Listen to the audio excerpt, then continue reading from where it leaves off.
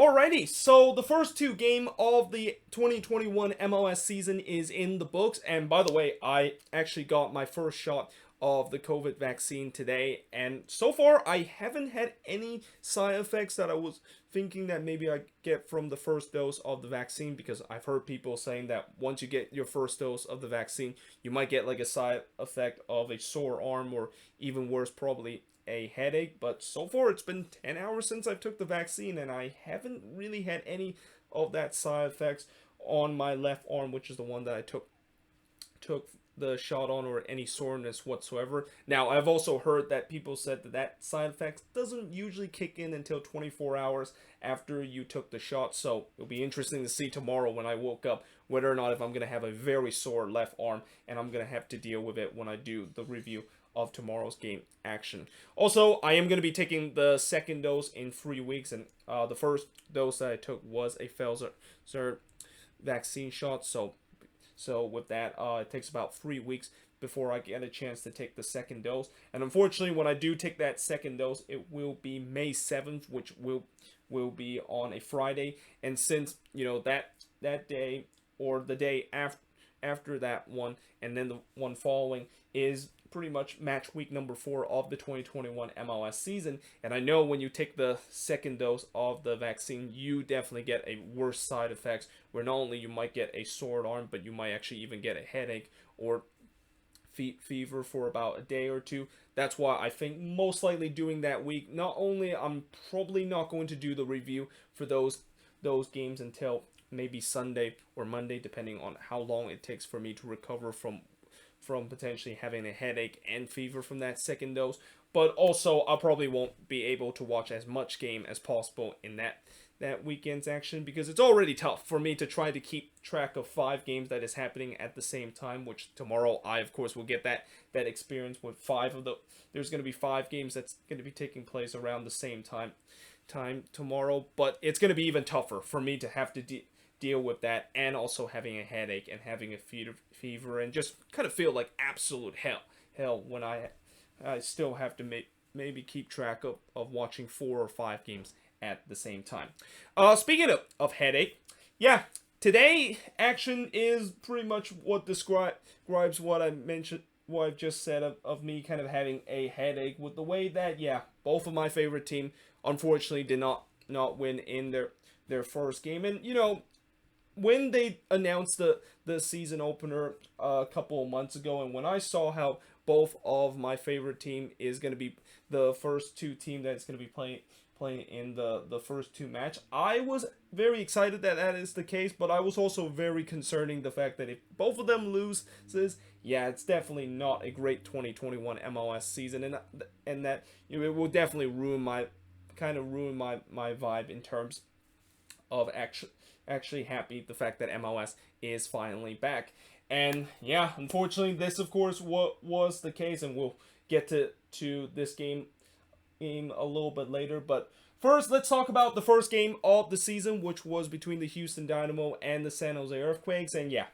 I mean, I don't think I'm that surprised the fact that the Quakes lost this one, because I did say in the preview that no matter how bad the Dynamo is or how good the Dynamo is, when they face the Quakes at BBVA Cupper Stadium, they always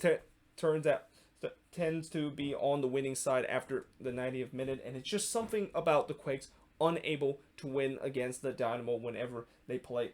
them on the road. And it happened again, where unfortunately they're going to be walk out of that stadium with no points once again. Now, KCal actually get the start in this game, while Judson was not available for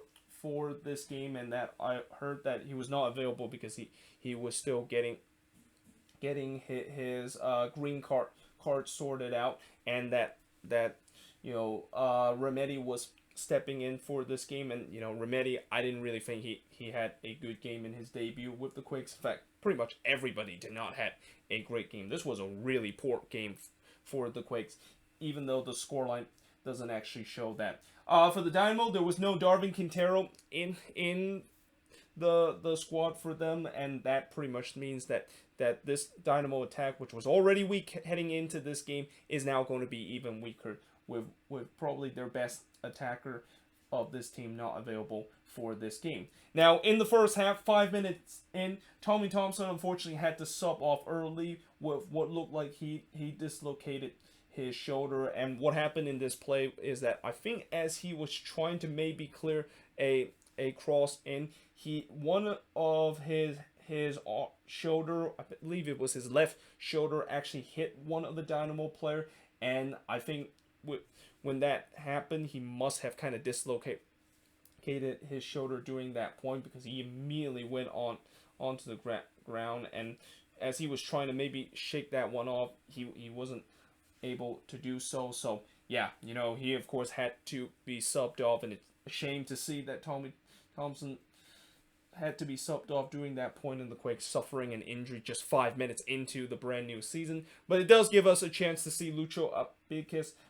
playing his first game and making his debut for the Quakes. And again, like many Quakes player, I didn't think he had a good debut for the Quakes in this one. Now, in the 10th minute, the Dynamo thought that they scored their first goal of the season, or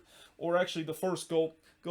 of this brand new MLS season, when Fafa Pico was able to slot it home, but unfortunately the goal was disallowed for offside. And it wasn't Fafa Pico, the one that was in an offside position, but it was Tyler Pasher, who the one that was delivering the ball to Fafa Pico to put it into the back net. That he was the player that was in an offside position, and it was clear on the replay that Tyler Pasher was clearly in an offside position. So the game remains 0-0 in this one, but I thought, the Quakes, they were really struggling to try to get out of their own half, and that's credit to this Dynamo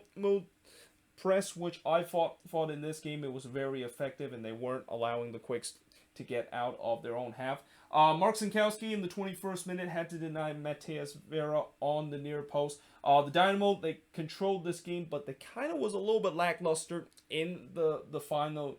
third, as they weren't really creating a lot of chance, despite the fact that they had a lot of possession. But they did eventually get the opening goal and get the first goal of the brand new season, when Memo Rodriguez was able to score from Joe Corona. And yeah, this was just poor defending from the Quakes. And you know how I said before I was hoping maybe Florian Youngworth can have a bounce back year? Well, after seeing that, yeah, maybe he's probably not going to have a bounce back year, and maybe he's kind of well past it, because he just got completely spin and beat by Rodriguez there, and basically Rodriguez was able to go through and go. And I'll also kind of put a little blame on JT Mark Sinkowski in terms of conceding this goal, because I think he was kind of a little bit indecisive when he came off his lines, and when you're a goalkeeper, you just cannot be indecisive when you come off his lines, because if you're indecisive, you're going to end up in no man's land. And I think in that situation, JT Markowski was in a no man's land, as he's trying to deny Rodriguez, who went through on goal. Now, Alanis did try to drive a free kick and try to replicate what he did last year on opening day, scoring a free kick goal, but unfortunately this one hits over the bar. Before, it was a post for Memo Rodriguez and one that could have given the Dynamo a 2-0 lead, and could have given him the second goal of the game. But as we head to halftime with a 1-0 advantage in favor of Houston, they look to add that advantage in the second half, when Corona just flashed one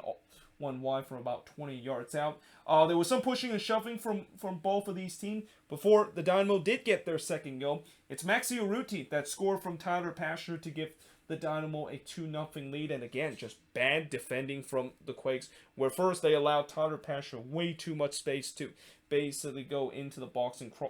basically play the ball into the middle, and then Urruti wide open in the 12-yard box. Like, whoever was supposed to be marking Urruti, yeah, they were also at fault at this, because there's just no way in the world how did Urruti get that open in the box. And once that ball comes in, and once I saw how Urruti had basically a free range of effort to shoot from 12 yards out, yeah, he's not going to miss that. So, as I mentioned, the Dynamo made it 2-0, and then Urruti tried to get his second goal and a third for Houston, but unfortunately it was denied by Mark Sinkowski in the 71st minute. Then there was a lifeline for the Quakes, and what a goal this was from Paul Marie, who of course was able to score this from Shea Salinas. But for Paul Marie, he basically hits this this ambitious effort from about 34 yards out and basically puts it into the back of net. I wrote goal of the week with a question mark because I think this is definitely in contention for that. Although I will talk about later in this game where somebody in this game was able to also score an absolute stunner, and we'll have something to say in terms of who exactly is going to win the goal of the week this week. But nevertheless, this one was just an absolute goal also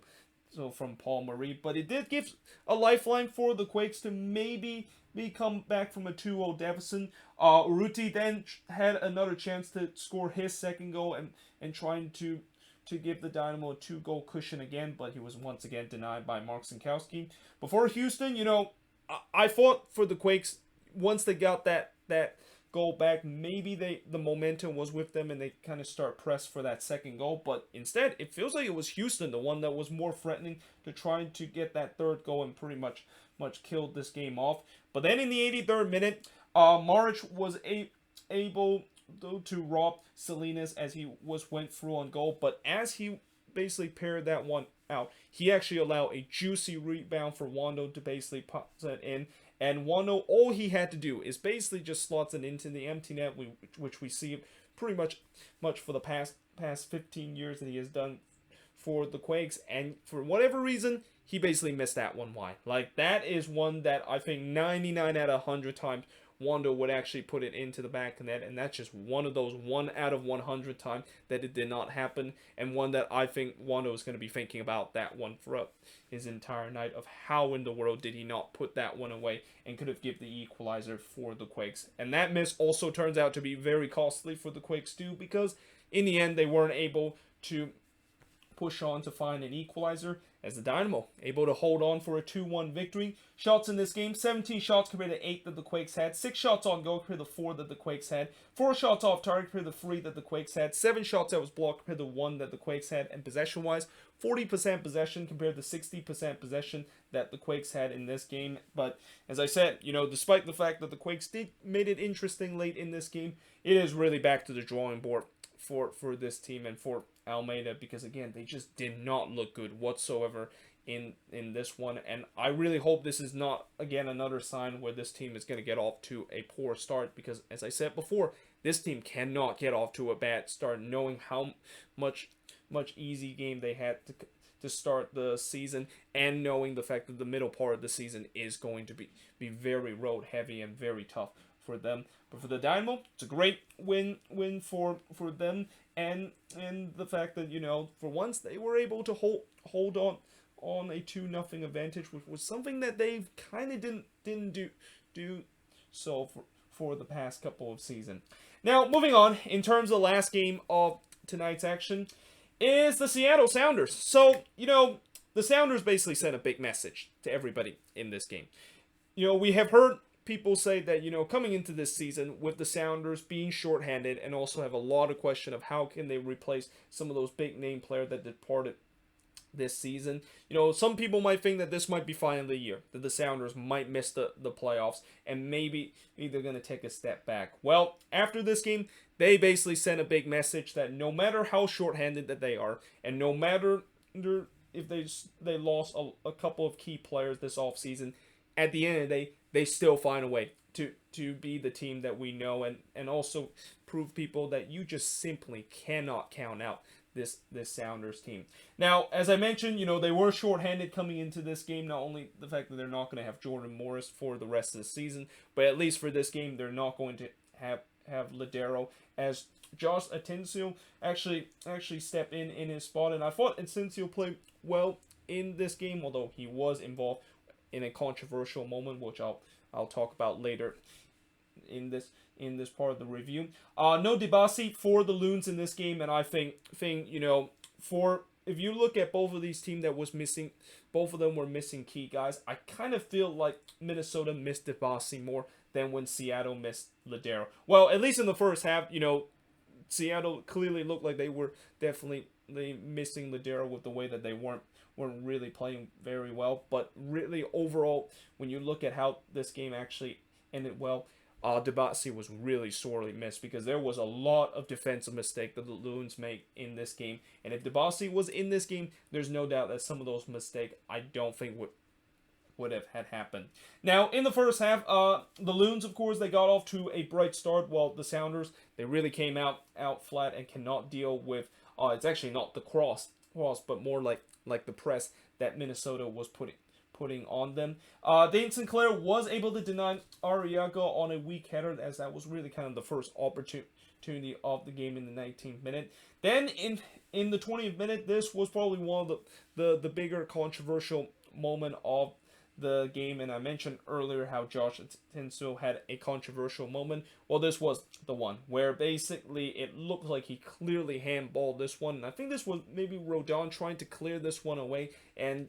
Atencio kind of got in the way of that, and the ball actually hit his hand. Now, Stu Holding in the broadcast basically said that it's not really a handball because, Atencio didn't really mean to try to handball this one, and he did kind of show emotion to get out of the way, which, yes, that is the kind of the case, but when you look at how the ball kind of struck his hand and how his hand was just so outstretched,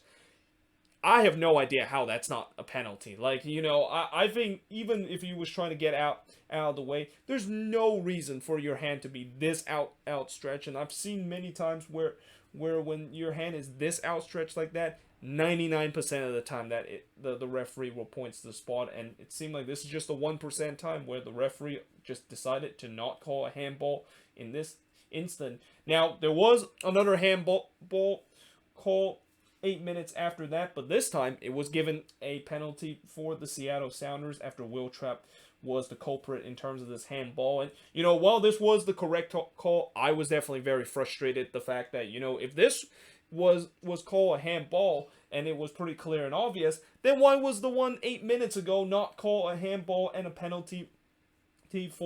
for Minnesota? And that it just, it was kind of easy for me to start to think, is this just another one of those games that the referee are going to have decision that's going to go in favor of the Sounders,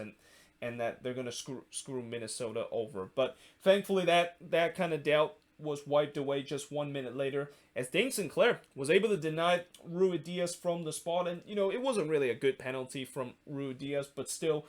Sinclair did have to guess the right way, which he did. And Dane Sinclair has really quietly becoming one of the best penalty kick stopper in the league. And, I know he's not in that territory of a Tim Melia or Nick Raimondo kind of status as being the best penalty kick stopper in the league, but they mention how in the two penalty that he has faced, both times he's able to deny him, and this is the third time that he is able to keep out a penalty. And if he can continue to do so, man, he can definitely reach the status of Tim Melia and Nick Raimondo as two of the goalkeepers that we know that is considered probably the best penalty kick stopper in MLS history. Now, there was some chippiness between Reynoso and Nuhu, and I thought Reynoso in this game, you can see what the Sounders was trying to do. They were trying to frustrate Reynoso by pretty much fouling him a lot in the first half, and it seemed to work because Reynoso was very frustrated about this, and this is maybe something a lot of teams are going to take a note because if you can do that to Reynoso and you're able to commit the foul and potentially kind of frustrates him a little bit, then that could be something that you can slow him down a little bit. Because Reynoso, I thought he did had some good moment in this game, and one of those good moments came in the 35th minute when he played an absolute beauty of a pass to Robin Lerb that unfortunately struck the post. But besides that, I didn't think Reynoso had one of his best game in this one, and this is all credit to the Sounders doing a good job in terms of shutting down him, but also using the strategy where they decided to just kind of commit as many fouls and slow down Reynoso as much as possible, and just kind of frustrate him throughout this game. Now, as we head to halftime with a 0-0 score, and I thought, in the first half, Minnesota was by far the better team, but the fact that the scoreline read 0-0 really concerned me, because I know when I look at the Sounders team, how many times when you have seen this Sounders team where even if they look like they're out of it and they look like they were by far not the better team, how many times we have seen that they can quickly turn things around and quickly maybe score a sucker punch of a goal to just completely change the momentum in this game. And it happened. again in this one, because in the second half, before, when Dane Sinclair was able to deny Brad Smith in the far post, João Paulo with an absolute golazo that, I mentioned earlier how, this goal from Paul Murray was an amazing goal. This one probably is even better, and I would even say this could be an early goal of the year contention, because João Paulo basically kind of did something what Darlington Nagbe did last year with Columbus, where he was basically hits the ball up in the air with his feet and basically smacked that volley into smack that volley into the net, and able to find that one into the back of the net. And again, just an absolute amazing goal that João Paulo has scored. And again, this is also a goal where it was probably one of the bigger moments of this game, because this was truly kind of a sucker punch kind of goal that Minnesota suffered, and that really up until this goal that was scored by the Sounders, they were not the better team in this one. Now, 2 minutes later, there was also another big moment when Christian Rodon cleared Chase Gasper header off the line, and I thought this was going in. Like, as soon as when Gasper basically hits that one, I thought this one was going to go into the back of the net, and we would be back to level pegging in this game. But Christian Rodon, what a heads-up play for him to hustle so down and just never gave up on the play to clear this one off the line. And I mentioned before how this was also an important part of the game, because if this goal actually went in, and if the score is now back to 1-1, I have a feeling Minnesota will continue to dominate in the second half, because you kind of feel like maybe this is a moment where it's just feel like it's just going to be one of those days where they're not going to score the goals. And it kind of starts showing again in the 63rd minute, when Lear clearly should have scored this goal and tied the game up after Christian Rodon with a careless giveaway at the back. And then Fry was able to deny Abila, who of course came on as a sub at the hour mark on the volley. And again, this is another example of just showing it just feels like it's that day for Minnesota, where they just cannot put the ball into the back of the net. And for the Sounders, with them knowing the fact that it seemed like they probably have this one at the back, and that they seem to trying to capitalize on those chances that Minnesota of course missed. It just feels like inevitably that the Sounders was going to run away with this one, and it did. In the 70th minute, Rui Diaz would score from Bruin and Paulo to make it 2-0 in favor of Seattle. Then it would be 3-0 3 minutes later, when it was Rui Diaz again scoring from Rodon and Bruin. And up to that point, you knew that this game was over. Like, Minnesota, they looked like they were down and out, and it was really just in a blink of an eye where this really isn't a contest anymore. Now, in the 78th minute, as Ozzy Alonso was subbed onto this game, it's great to see that Sounders fans still really care about Ozzy Alonso and gave him a nice ovation as he came onto the pitch. Then 5 minutes later, Sinclair was able to rob Rui Diaz, who was looking for his hat-trick, before the Sounders would make it 4-0. And it's Freddie Montero that scores from Christian Rodon to make it 4-0. And I think Montero probably saw how Rui Diaz was able to score 2 goals, and how he started to get up the chart in terms of all-time Sounders top goals scored. And Montero's thinking, yeah, I better score a goal to make sure I keep myself away from Rui Diaz to maybe one day become the top goal scorer in Sounders history. So yeah, he grabbed the goal there to make it 4-0, and that would be the final score of this game, as the Sounders absolutely dominated this game. Well, I wouldn't say absolutely dominated, but absolutely put a clinic in the second half to run away in this game. Shots in this one, both teams had 17 shots, 9 shots on goal compared to 5 that Minnesota has, 3 shots off target per the 8 that Minnesota has, 5 shots that was blocked per the 4 that Minnesota has, and possession-wise, 51% possession compared to 49% possession that Minnesota has. And, for Minnesota, for me, this is really hard to judge, because, I know there's going to be a lot of Loons fans that's going to say that this was an absolute embarrassing performance, but overall, I don't think this was really a bad performance by the Loons. And I know this kind of sounds crazy, and you think I'm being kind of a little homer by saying that, but when you look at how they really were just dominating this game, and were basically by far the better team out of the first half. I really think that they play very well at that part of the game. But the one thing that really let down Minnesota in this game is that once they got that sucker punch goal that came against them in the second half, they just never recovered from it. And that's just something that the Loons really need to figure out heading into this upcoming season, where if they want to be a team that is going to consider a top 3 team and a team that is going to potentially win MLS Cup and be an MLS Cup contender, they need to show the mentality where, even if the opposition put a sucker punch goal, they can still continue to try to push on to get an equalizer and continue to dominate the game. But yeah, there you have it. That is pretty much it for the review of these first 2 games of the season. Let me know in the comments below, what do you think of both of these games? And as I said, we're just beginning in terms of what would be a long MLS season, and also pretty much we still have 11 games left, including 8 that's going to be happening tomorrow. But yeah, until then, hope you guys enjoyed this video, and I will see you guys next time.